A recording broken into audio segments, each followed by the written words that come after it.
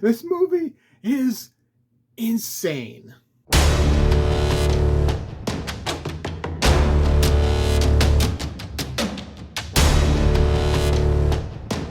So like a lot of people, when I saw the first pictures and the first trailer for Winnie the Pooh, Blood and Honey, I thought it was fake too. I thought it was just a joke. Like, I knew Winnie the Pooh as the original story, the character itself, went into the public domain.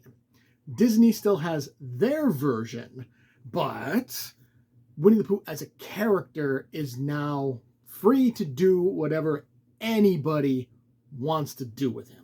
And as it turns out, this movie is very, very real.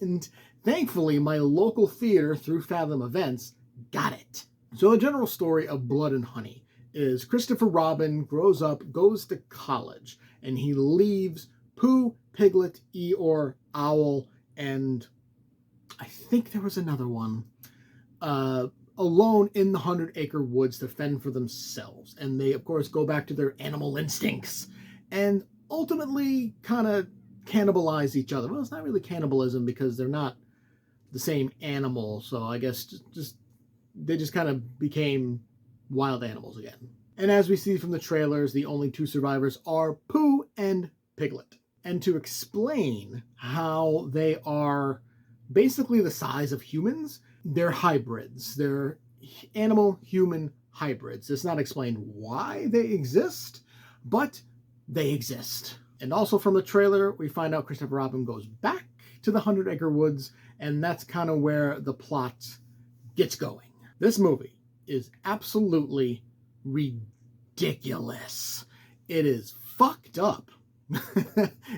It's fucked up, but it's glorious. Basically, Pooh and Piglet are murdering people to eat. Except for Christopher Robin, they capture him and torture his ass. But ultimately, they both became like psychotic killers. They no longer talk, except for the very end, Pooh says 2 words. They go on a massive rampage. Like, shit's been going down. We don't really see it until like the main characters show up, and they end up in the 100-acre woods in this house, and all hell breaks loose. And there is blood everywhere, and honey. Hence Blood and Honey. And some of these kills, man, they're fucking awesome. Some of them are simplistic, but they're great in their simplicity. But some of them are also fucking awesome. Does this movie feature every single horror cliche in the book?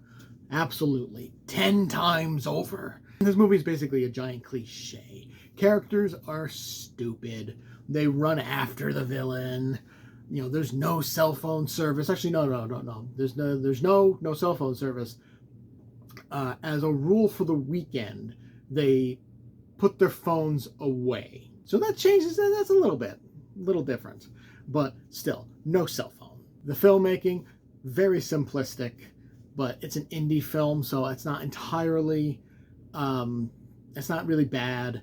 But one thing I thought they did very, very well was the use of light versus shadow. When done right, using light versus shadow is very, very effective.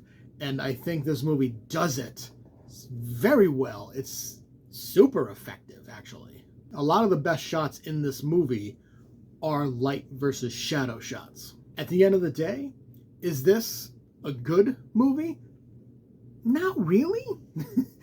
Not really. Like, as a whole, the filmmaking is decent at best.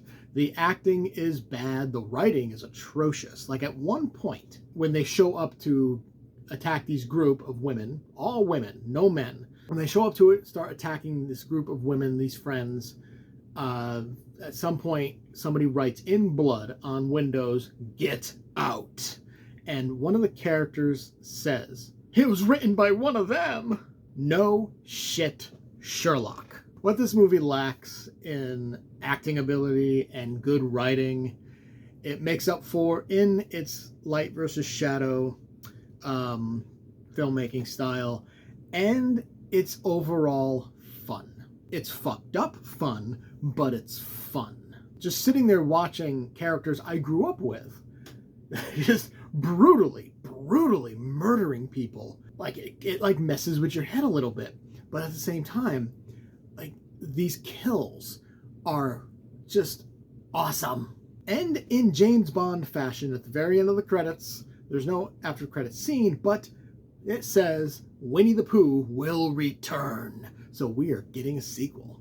And honestly, I'm very excited about the prospect of a sequel to Winnie the Pooh, Blood and Honey, because like I said, not a good movie, but it's fun as hell.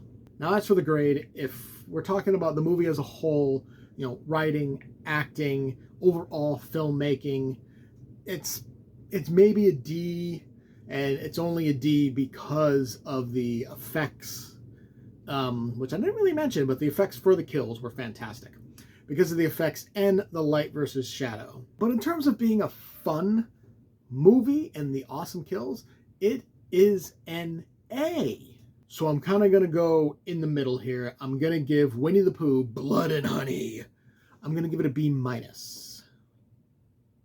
Did you enjoy the review? Make sure to hit that like button and subscribe to get notified when more reviews go live. Feel free to leave a comment to discuss your thoughts on the movie or show, and I will see you next time.